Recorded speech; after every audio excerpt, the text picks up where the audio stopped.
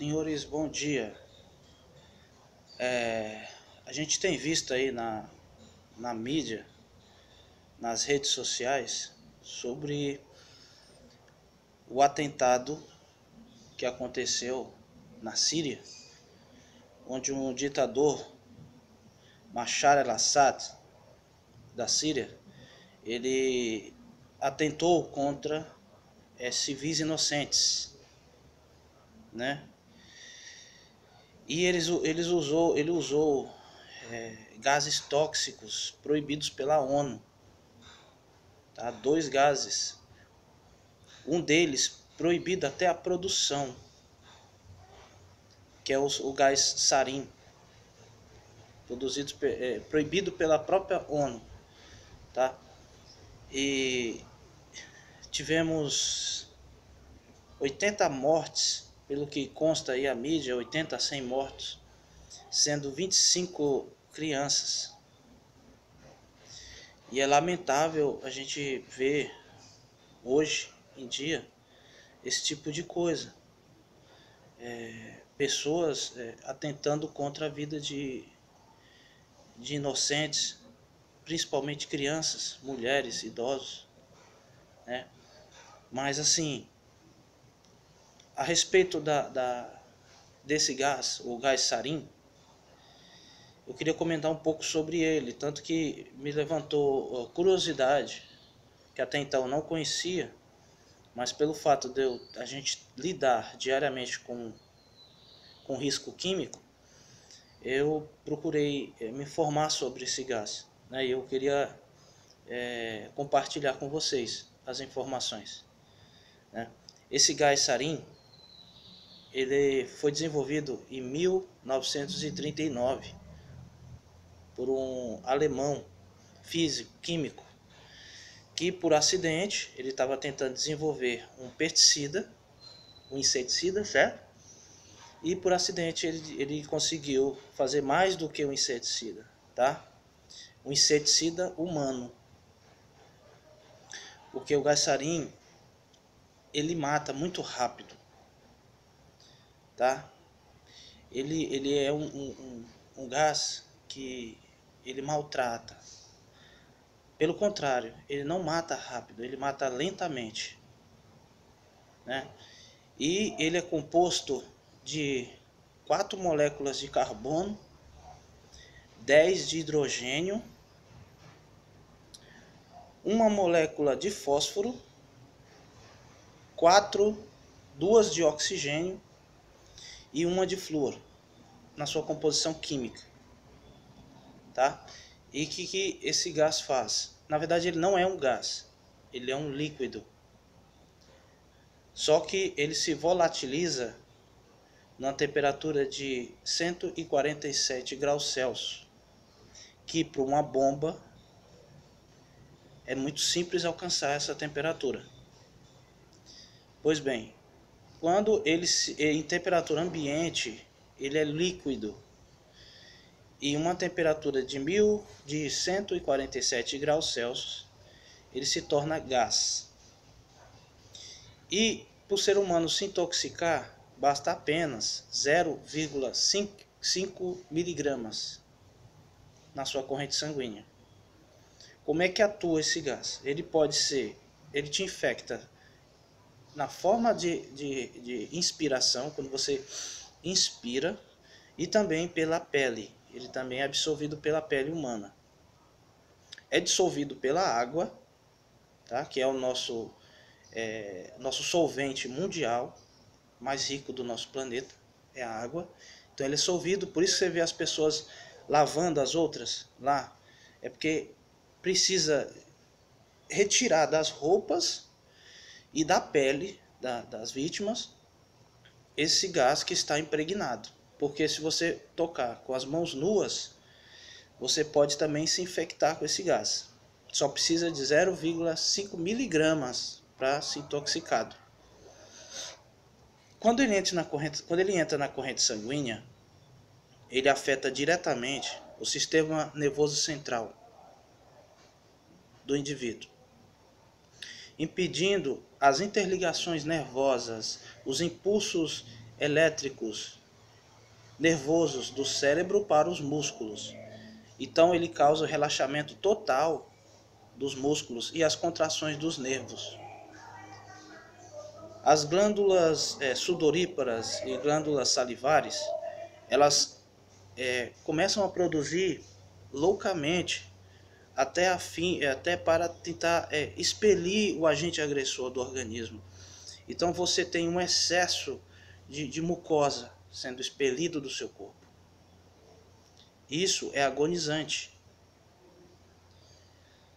E você está, de certa forma, você está anestesiado. Você não tem como fugir. Você está à mercê da morte.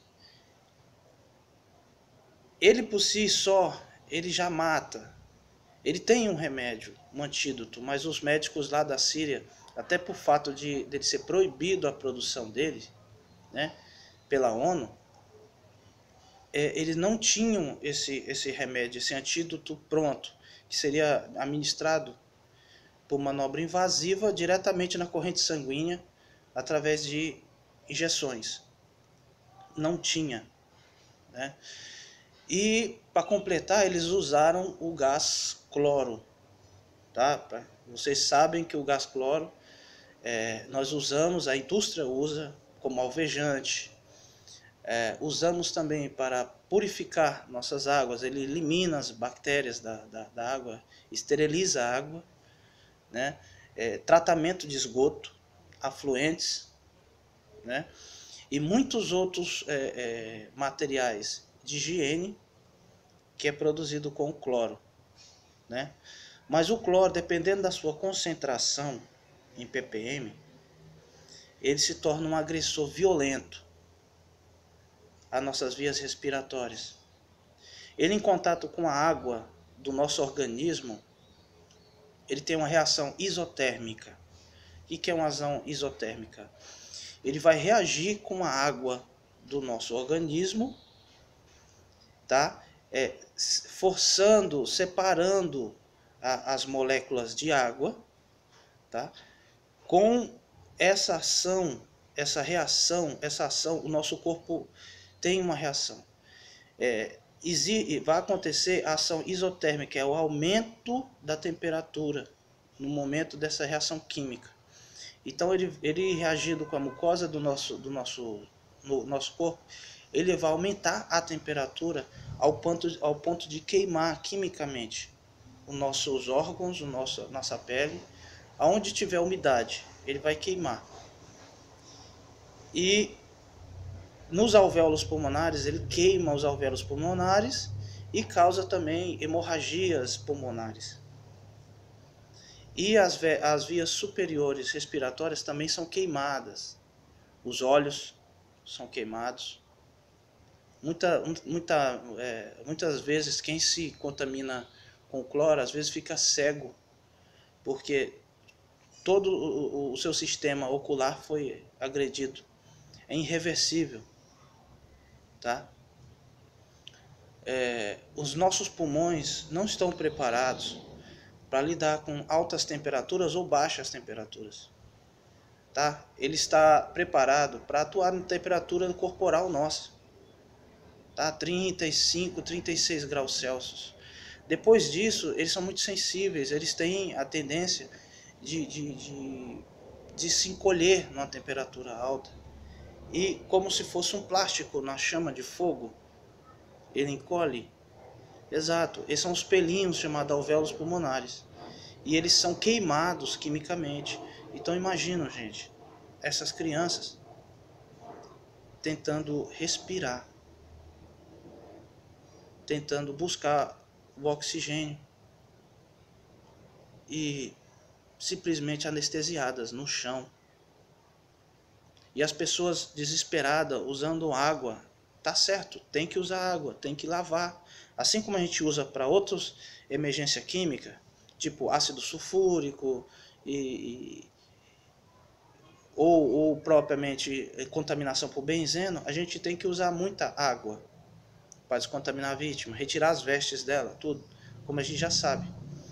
Mas estejam num país que está em guerra, sem comunicação, sem saúde, sem profissionais que estão fugindo e principalmente sem comida. É lamentável que exista ainda esse tipo de gente que se classifica como pessoa, como ser humano. É realmente lamentável. E outra coisa, pessoal, eu gostaria de aproveitar o ensejo e falar com vocês sobre esse assunto do cloro. Nós usamos muito cloro, como todo mundo sabe, as donas de casa sabem, né? E é a água sanitária que a gente usa, né? O cloro muitas das vezes puro, como o pessoal vendem por aí.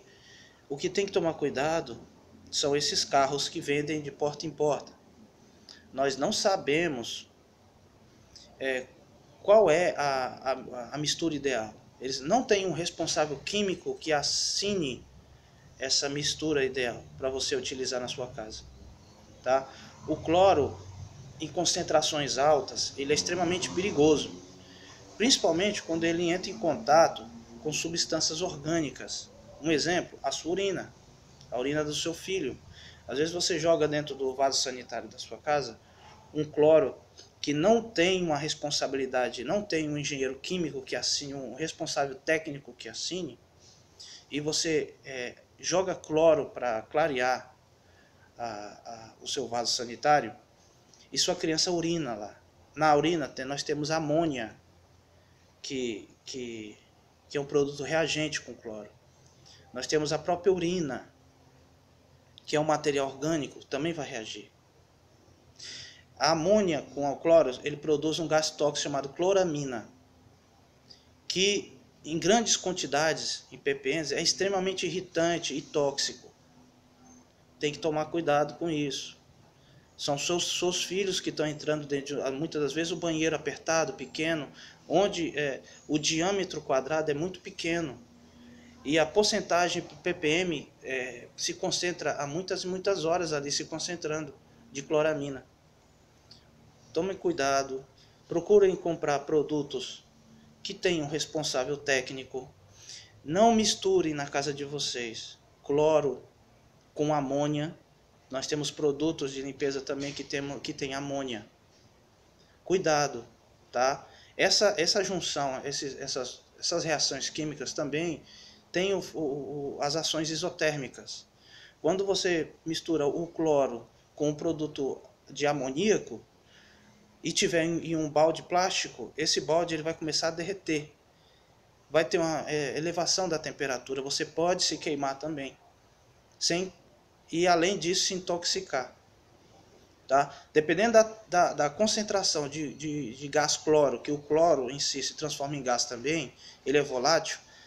Se ele entrar em contato com a sua mucosa, ele também pode queimar, dependendo da concentração dele, que é chamado ppm, partículas por milhão. Cuidado, tome cuidado. Procure sempre produtos que tenham um responsável químico que assine por eles. Uma empresa que assuma responsabilidades em acidente. Tá? Cuidado com a ilegalidade desses produtos químicos. A maioria dos americanos fazem limpeza em suas casas, por incrível que pareça, com vinagre. Vinagre, água e bicarbonato de sódio e, às vezes, algo para dar um cheirinho para o produto químico, para o produto que eles estão produzindo. E eles fazem a limpeza, a desinfecção da sua casa normalmente. A maioria deles usam isso. Por quê? São países de primeiro mundo, preocupados com a química, estudam química desde o jardim de infância, conhecem as reações químicas. Tá, gente? Eu não estou dizendo para você substituir o cloro pelo vinagre, não. Não é isso, entendam. Mas assim, na minha casa, eu prefiro o uso do vinagre, tá? Juntamente com o bicarbonato de sódio, que fazem o mesmo efeito do cloro. Não para roupas, eles não clareiam as roupas, não isso. Mas assim, passar numa casa, no piso, num banheiro, tá? Nos móveis, fazer a limpeza dos móveis, eu acho interessante, tá, gente? Não sou químico, ainda não estou estudando ainda química, mas eu sou alguém que é muito curioso com relação à química e procuro me estudar muito. Eu gosto muito da química e trabalho também com muitas químicas agressoras no meu trabalho. Então eu preciso conhecer, eu sou obrigado, eu tenho que buscar informações. Então essa é uma informação que eu adquiri e eu estou repassando a vocês. Tudo bem, pessoal? Muito obrigado e fique com Deus. Até a próxima.